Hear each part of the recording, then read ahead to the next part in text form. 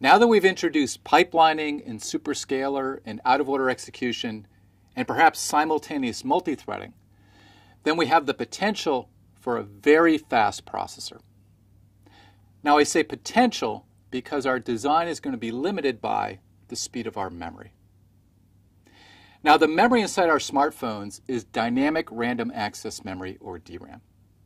And DRAM has a couple of advantages. One is it's relatively inexpensive, which is important when we're designing smartphones. But also it's relatively dense. We can pack a lot of bits on a chip with DRAM.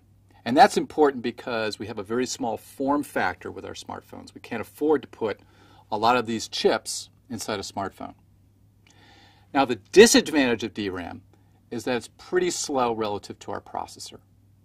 So it may take tens of cycles or even 100 cycles to access an instruction or data from DRAM memory. And so although we have these very fast performance techniques, when we do instruction fetch, we're going to have to just wait, say, 100 cycles to get however many instructions we're fetching. And then when we have a load instruction, we're going to wait, again, 100 cycles in order to get the data that we want. So this memory is going to slow down our pipeline. Our pipeline is going to come to a crawl if we use this DRAM, this particular type of memory. Now, we don't want to dispense with DRAM. We want to keep it because of those advantages I talked about.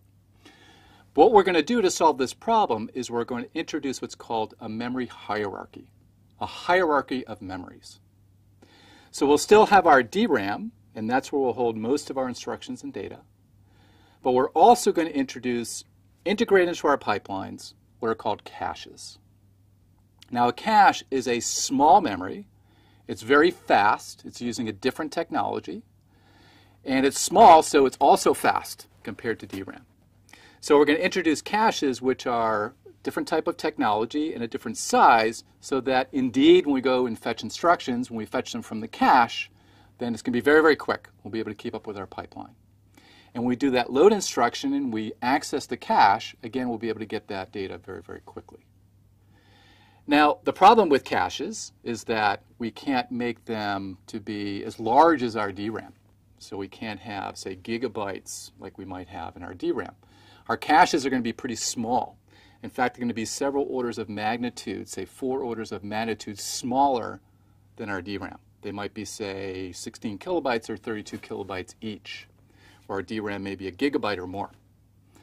So we're only going to hold a small subset of our instructions and data in our caches. And yet what we're going to find is that we can get very high hit rates. And what that means is when we look for something in the cache, then a lot of the time, in fact over 90% of the time, even over 95% of the time in some cases, we're going to find what we want, the instruction or the data, in the cache itself. And then only when we can't find it, that 10 or 5% of the time, then we'll have to go off to slower main memory. So because most of the time we hit in the cache, most of the time we find what we want, then our pipeline is going to run at that fast speed. And it's only when we miss that we have to go out to the slower memory. Now this works. We have this orders of magnitude difference in size. Now this works because of properties of our programs. Our programs have what's called locality. So if you think about a loop, when I fetch an instruction in a loop, well, if I iterate on that loop, I'm going to fetch that instruction again. So once I bring that instruction into the instruction cache, then on the next loop iterations, I'm going to hit in the cache. So I'm only going to miss initially, and then if I iterate 1,000 times in that loop, then the next 999 iterations, I'm going to find what I want in the cache, and I'm going to proceed very, very quickly. So we're going to talk about these principles of our program, this principle of locality. We're going to talk about how caches exploit these principles, and then we're going to talk about different engineering trade-offs in cache design. So let's get into it.